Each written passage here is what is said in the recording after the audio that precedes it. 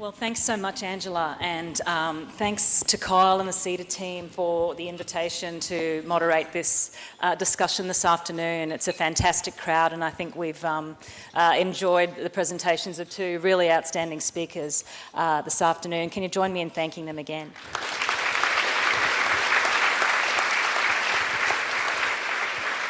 My name's Anne Tiernan and I'm a professor in the School of Government and International Relations at Griffith University, and Griffith's enormously proud to have been a long-term sponsor of this series and to work with CEDA across so many aspects of the work that it does in public policy to improve productivity and performance, social inclusion and sustained growth. So I'm very lucky to have the opportunity to ask some of the questions here.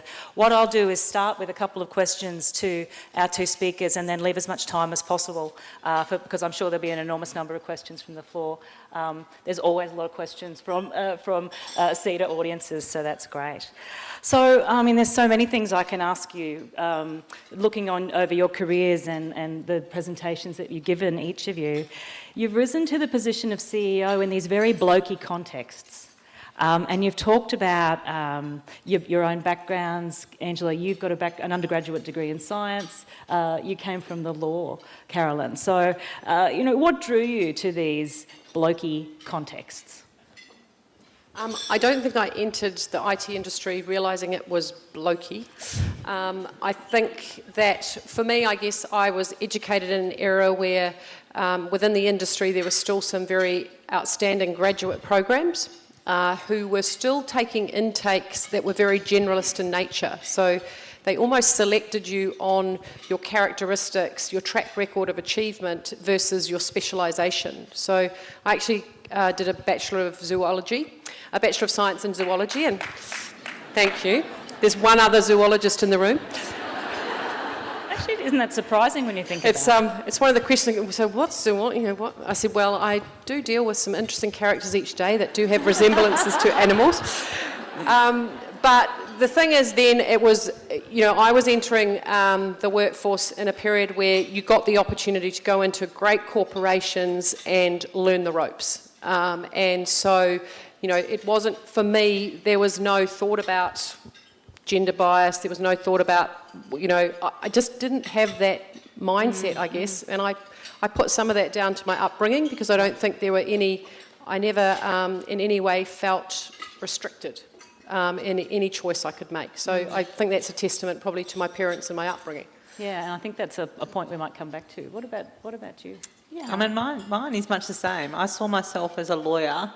The concept, I don't think I sort of accepted that I was joining the construction industry. I saw myself being a lawyer from private sector, legal firm to, doing it in-house.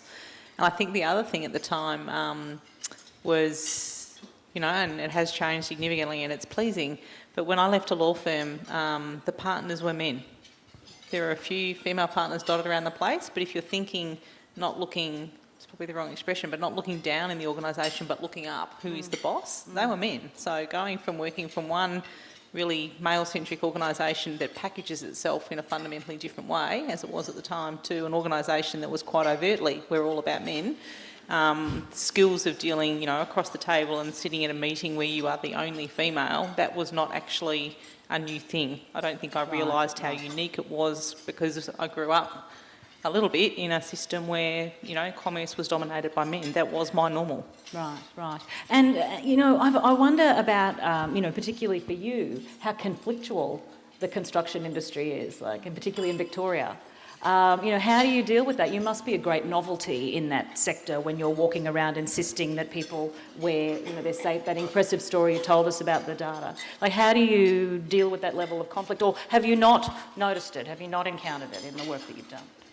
Yeah, I think in some ways I'm a believer in playing to your strengths. So whether it's me or the people who work with me, I try and focus on what they're good at rather than trying to deal with what they're not good at. And in those situations, I guess, thinking about that natural dynamic between most men and most women, how do you leverage that to get to that outcome?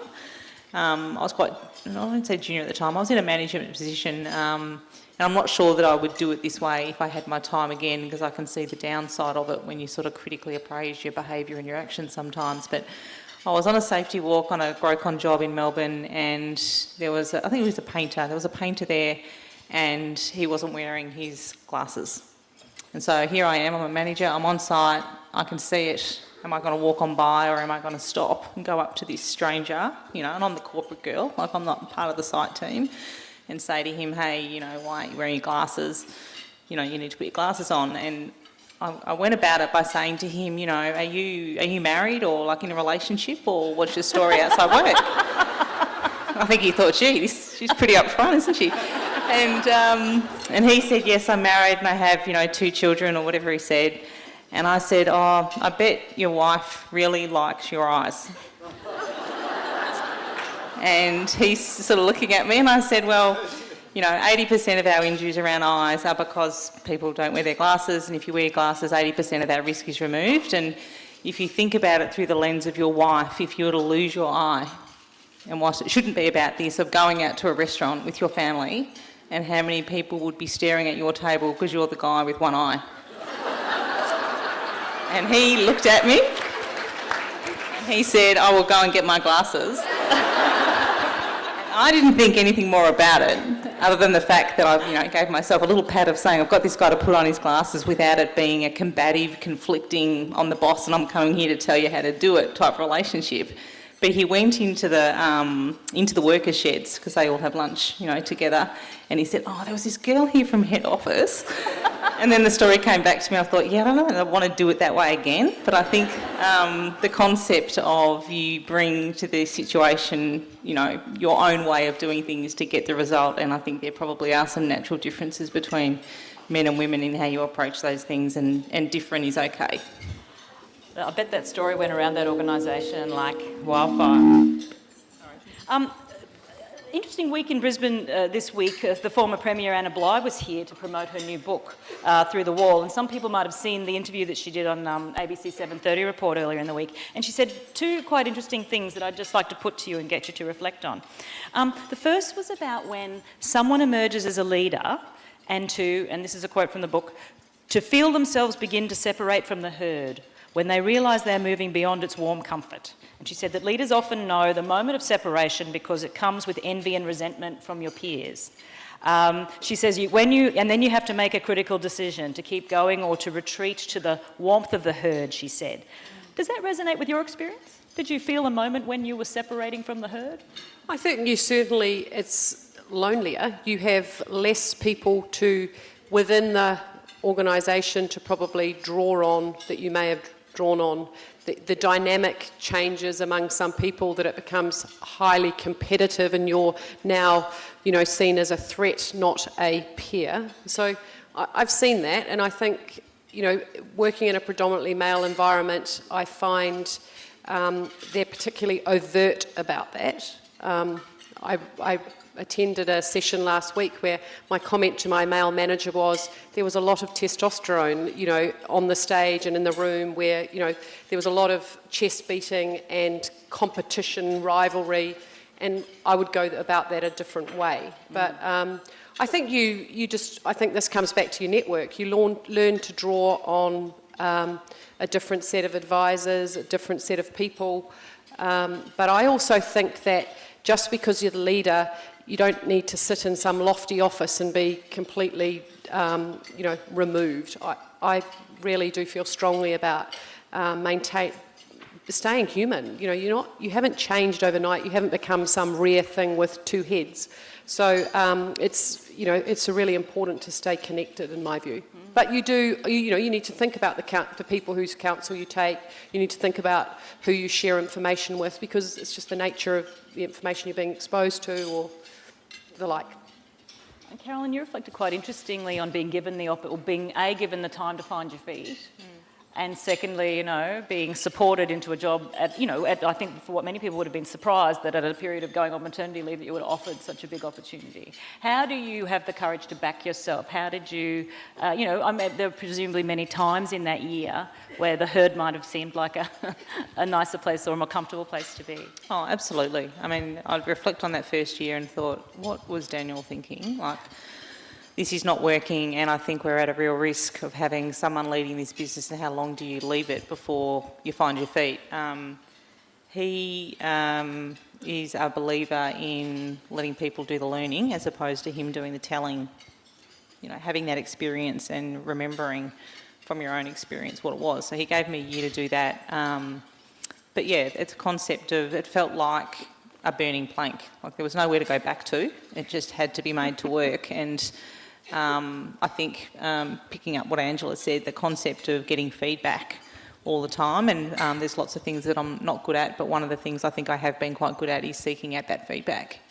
You know, we've got one of my colleagues here today, and we were talking about, you know, public speaking, because it's not something that I actually naturally love. And thinking back to early in my career, you know, Daniel was saying to me, I just can't believe it. Like, for someone who's quite confident, you're a really crap public speaker. And you know, the conversation was, well, one, I've got to work on that because I'm actually in a role where people expect you to be able to at least do it at a basic level. And then the other part of it saying, so how often do I want to put myself in the situation where that's on show if it's not my natural strength?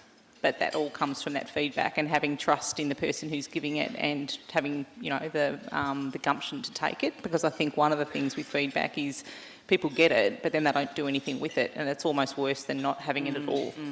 Or they curl up and die because they can't kind of take it. The second thing Anna Bligh talked about was the importance of self-belief, and I think you've both talked about that in really interesting ways. So I'm most anxious to have time for people to ask questions. Can I get you to raise your hand? And when the microphone comes to you from the CEDA people, if you just introduce yourself and the organisation that you've come from. And please no comments, I've been instructed by Kyle. Questions only. Oh, sorry, back on the left, yes. Thank you. Hi, Anne-Marie Davies, Department of Premier and Cabinet. You mentioned before about so the way women perceive themselves as not being capable compared to men, basically going for the same role, same qualifications, whatever. So do you have any hints for women, like how we can get past this? I think, and I share Angela's view, you see it all the time.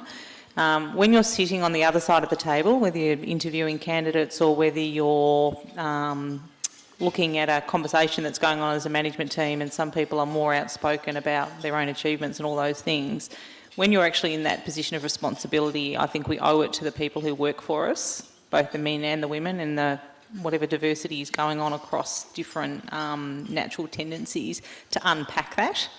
So the concept that you know you have someone in your team, whether they're male or female, and they don't say much, that you actually have to go and elicit that information from them to understand what they're achieving, as opposed to the person who wants to be at your office door every morning telling you how great they are. And in all organisations, we've got some of those people.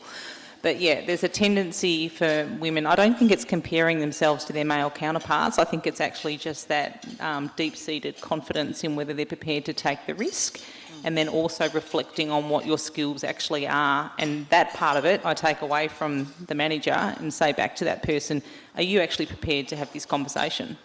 Like, you know, think about your skills, think about how they translate, and be very, very, very good at articulating them quickly. What is the impact that you have in 30 seconds of someone meeting you, of you explaining, one, why you're really good at your job, two, why you're interesting as a person, and three, why am I going to talk to you for longer than 30 seconds? And that sounds harsh, but there's a whole heap of women who take 5 minutes to tell you something that is not very interesting, and they don't understand they're doing it.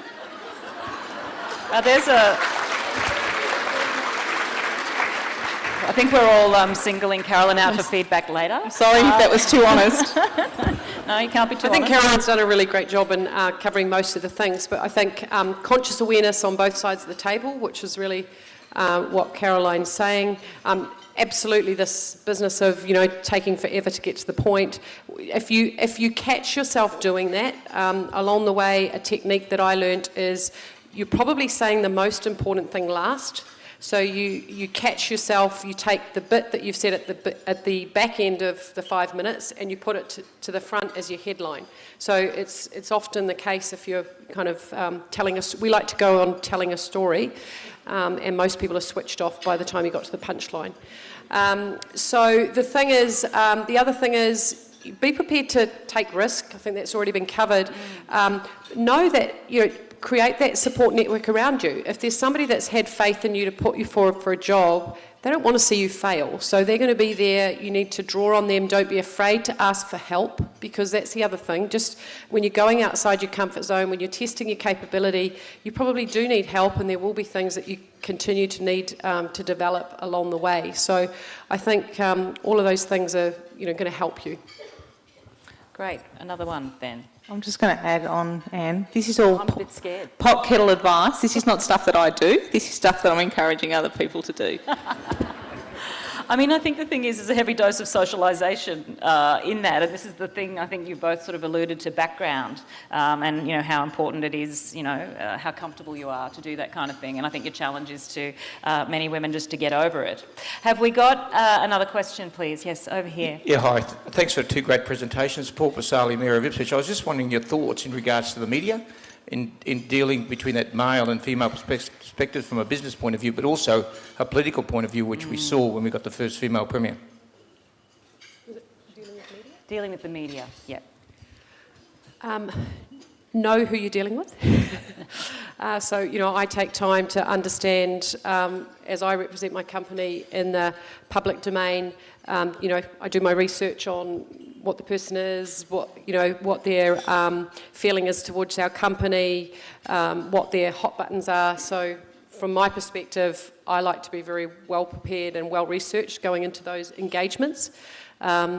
We also, from a corporate perspective, we're fairly canned in our, we have the corporate talking points, which I find fairly boring, and I think most of the media do as well. So it's trying to find, bringing the earlier point around, the bio, you've got to bring your personality to it, you've got to put your own personal mark on it, and bring it to life with, whatever you're talking about in a business context with real live examples. I think you then capture people.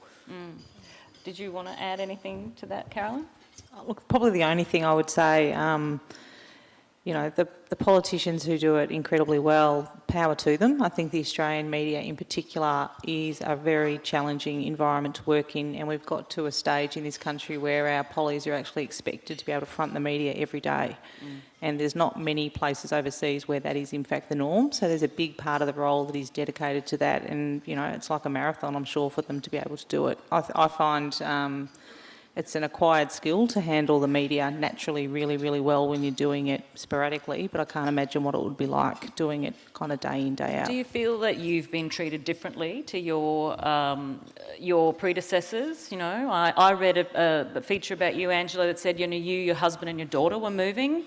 I wonder if your predecessor's family actually did come up in some of the coverage, but, are those the kinds of questions that get put to you that, I'm sure might not be put to a... I'll be very open with you. I had a recent discussion with our PR agency, and I said, I love supporting the female agenda, but I don't want to be defined as a female. I want to be defined as a business leader. So, that's the fine balance. As a senior business leader and being female, you're often called on, and you don't want to lose the opportunity to give a very important issue the floor. But it's also, I want to be taken seriously as a business leader. So, my comment to them was, you need to balance this coverage, because otherwise I get defined as a female first and as a business leader second, when I want to be defined as, a highly successful female business leader. So, I think things like that I'm consciously aware of. And presumably less novelty now that there's more, and I think this is the point in the media too, about, as women are less novel in these kinds of roles, perhaps the questions about what they're wearing or whatever will become less. I think the one other point I'd make, you have to be very careful, because I think it's about diversity and inclusion.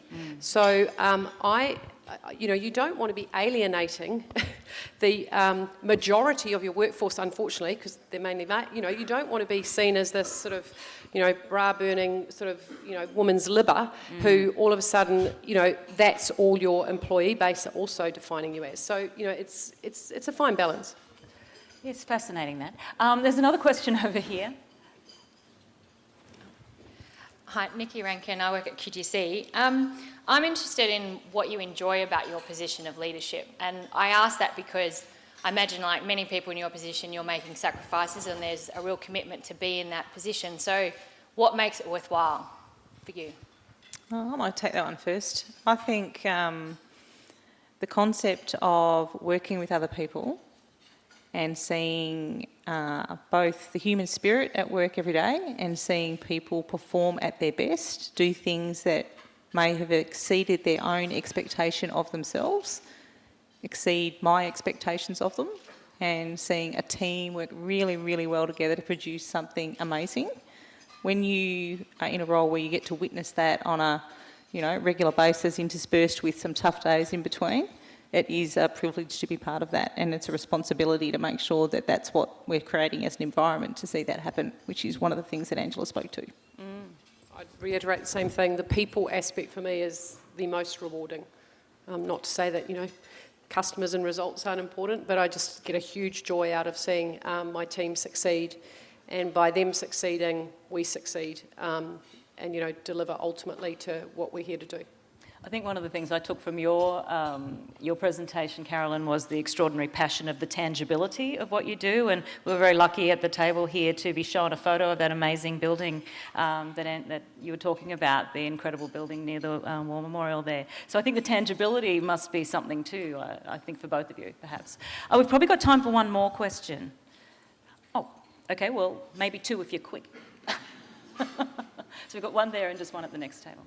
Hi, Tony Aspinall from Churches of Christ in Queensland. Just for follow on from the last question, there's a perception that when women are in a very senior role that there are sacrifices that you make. I'm sure a number of women in the audience today have got children, and you're trying to balance that, being a good mum, being a good wife, being a friend. If I can ask you a challenging enough question to say, what are those sacrifices, and are they real for you? Or maybe talk us through that. They're absolutely real. I don't refer to them as sacrifices. I refer to them as compromises, because I guess I approach life in that I'm not going to beat myself up. I guess my husband and I have arrived at a place where, he is the primary caregiver to our little girl, and that works for us. That means, though, this morning that I got on the plane and Sophie got her first award at school and I wasn't there to see it.